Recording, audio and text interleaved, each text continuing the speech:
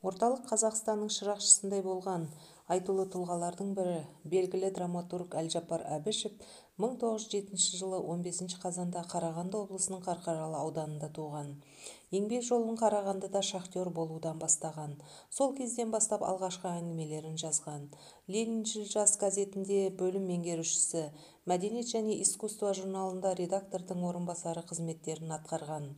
Тұңғыш әңгімелері завал, еңбек ері ел еркесі, жұмысшылар өмірін суреттеуге арналған.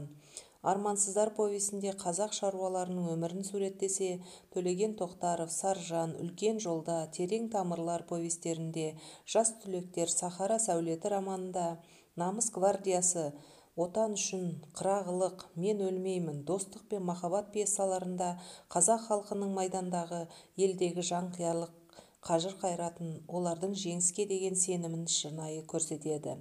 Достық пен махаббат пьесасы кезінде қазақ драматургиясына қосылған үлкен үлес ретінде бағаланды.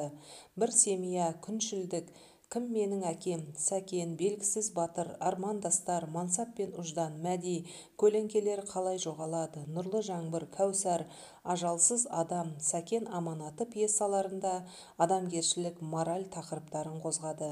Найзағай, Атыңнан айналайын романдарында халық композиторы Мәдидің өмірі мен шығармашылық жолы өзек болды. Шерлі шежіре эссе кітабында қаламгер өзі көріп куә болған заман тақсіретін зерделей әңгімелейді.